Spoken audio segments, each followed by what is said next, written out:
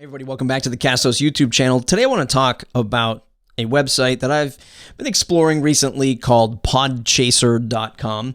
This will not be a very technical deep dive looking at every nook and cranny of this website. I want to have a pretty high-level discussion about some of the things that you can leverage as a podcaster and kind of just leave this open to discussion for maybe even your comments below. If there were ever a social media site for podcasts, I guess Podchaser is the one that comes closest to a really complete solution. There's a lot of these types of directory sites that are out there, and I'm going to cover some others in the coming days.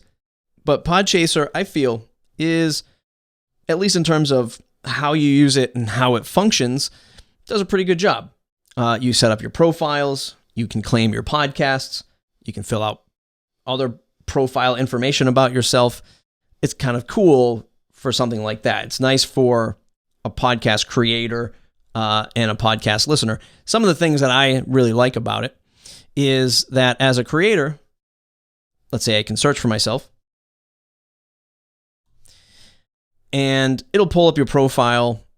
And if you've done all the things and you've connected everything up and you've assigned yourself, it'll find all of the podcast appearances that you've been on, shows that you've been guests of, that kind of thing, and show a feed of the podcasts that you currently publish. You know, it's kind of cool. It shows things down here like the location, the podcast count, how many episodes you've been on, total airtime, that kind of thing. Pretty cool. Shows the social profiles, followers, and those sort of things you've come to expect from a social media type of site. I think it's kind of cool. From the podcast perspective, this is one of my podcasts, of course, Matt Report. You can see that people can review it, they can rate it. It's been claimed, so I've verified that I own it. I can change the description. Other people who have been on my podcast that have Podchaser profiles will appear. Like this one, Jason Calacanis has been on my show before. People can leave reviews, things that have been mentioned on the show, that kind of thing. Other podcast details, all the stuff, all the same things that are sort of in my profile are also on my podcast profile. And so I think it's cool. I think it's organized really well. And it couldn't hurt you filling these things out and getting your own profiles set up and connected and claim your podcasts. Because you never know where these things are going to go.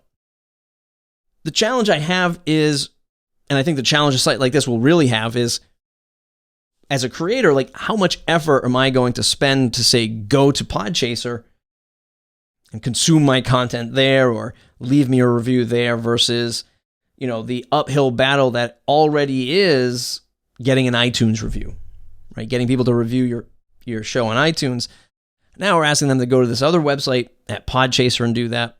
So I think maybe as the podcast industry grows, which is pretty funny to say because it is rapidly growing, and more creators are spending time here, then we'll start to see maybe an increase in interest, right? More people following each other, you know, more people leaving reviews, et cetera, et cetera. There's some really weak features here, like get episode alerts. I mean, are you really going to get an episode alert of a new podcast episode through Podchaser, or are you just going to get it through your phone, you know, like you get on your podcasting apps? You know, there are some things like that where I think it's really trying to be very broad reaching. Like it's just like, hey, let's take Facebook and make that for podcasters. I don't think that model is necessarily going to succeed, but who knows? I mean, I don't have a crystal ball for this stuff. I just know as a creator, it's maybe too general for me to want to use or to find like really deep purpose in a site like Podchaser. I look at it as just another opportunity to promote and amplify your podcast and your podcast creator prowess on the web. And to give it a fair shake, there's not many other websites that are doing it as succinctly as Podchaser is. So hats off to them. But if you know of another one that's doing it well, let me know in the comments below.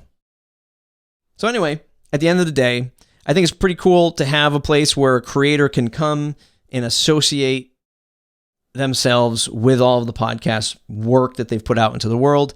And not only that, the thing I really like the most is being able to show that you've been on a podcast of other people's podcasts, and to show the breadth of knowledge you might have in one place. And I think at the end of the day, if it did just that, right? If it just did that one thing and said, here's Matt, he's a creator, here's all the things he's done, and here's all of the episodes he's been on before, that's something different. Because then you're using that as clout. Remember that website from way back in the day? You're using that as clout, and almost as like a business card / resume that you could hand to another podcast host and say, I'd love to be a guest on your show to talk about this particular topic. Here's my profile. Here's all the things I've been connected to. And you could do that now with Podchaser. It's just that the focus isn't just that. It's about all these other things, which, hey, at the end of the day, we'll see how it all shakes out. So I just wanted to present this to you, introduce Podchaser to you if you've never seen it before. Maybe you find some opportunity in it. If you know of another website that does this that you're happily using, leave us a comment below.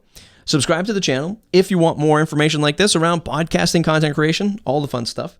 Academy.castos.com if you want to become a better podcaster. Take some of the courses that Craig and I have made over at academy.castos.com completely free. Okay, thumbs up, subscribe to the channel. We'll see you in the next video.